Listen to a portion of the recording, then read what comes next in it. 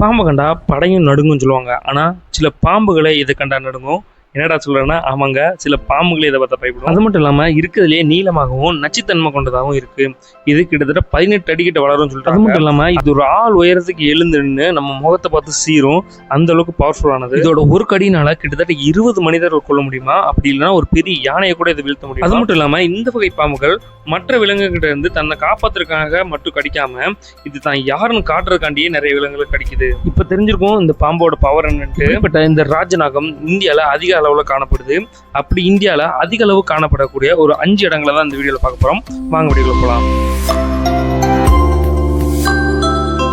First நம்ம பார்க்க போகிறது கிங் கோப்ராவின் தலைநகரம்னு அழைக்கப்படுற அகும்பே ஃபாரஸ்ட்.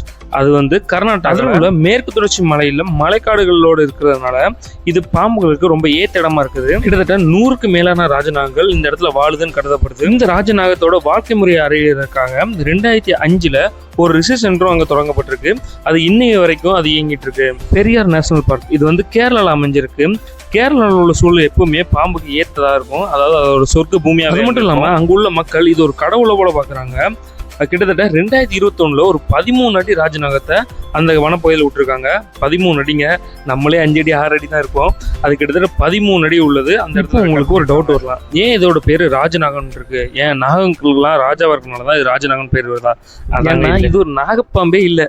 என்னங்க கேட்கும் போது அதிர்ச்சியா இருக்கா? ஆமாங்க, இது ஒரு நாகப்பாம்பே இல்லை. இப்போ நான் காட்டுறேன் பாத்தீங்களா, இதுதான் நாகப்பாம்பு. அப்ப ஏன் அதுக்கு ராஜநாகன் பேர் வந்திருக்குன்னா, இந்த பாம்புகளை இதே ஒரு விஷம் கொண்ட பாம்பு தான். இந்த விஷம் கொண்ட பாம்புகளே திங்கிறதுனாலதான் அதுக்கு ராஜநாகன் பேரு. அதாவது பாம்புகளே திங்கக்கூடிய பாம்பு அப்படின்னு தான் அதோட அர்த்தம்.